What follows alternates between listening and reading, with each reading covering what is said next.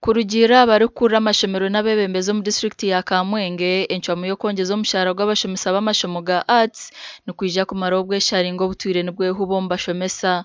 Twenda utusime government abo murama ubweteireho ubwo kongera imishahara abakozi ba government bona bongere kucira munonga abikitongore cyaitu echa education abashomesa na nabandi 25% president ari kugirangirira na ministry ya public service abindi bakabana kitwara muka kechuroto nino turasima government professional munamara mu emyaka 10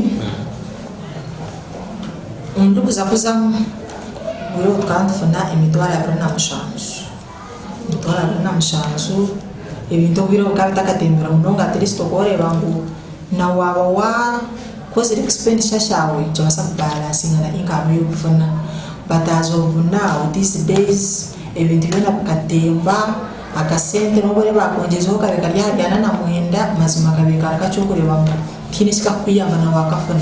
Embarira yo mwaka 2027 herize kushomwa ekoreka ko abashomesa ba arts ko bongezibwo buceka 25 bw'emishahara yabo kandi haryezo n'abashomesa ba primary tubarasigirwe nyuma. Teka ikintu cha arts salaries tubashomesa bongo.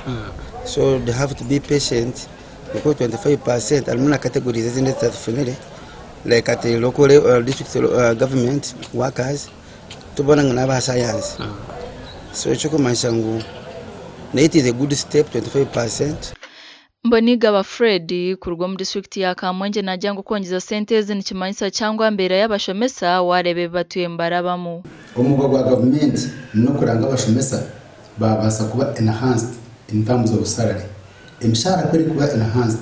Hata umuntu n'abantu mujyango koreje nawe namanga nachikorera kugira akasente kakubazireke atungira. Ngo niko kumwonje n'umushahara nawe yatunga akasente ashemerwa ubwire kwabere nabakora ubundi atamirwe bunaza kubanza yarunde cyo gukora ikindi ubu binahereza ishomero ya concentrating.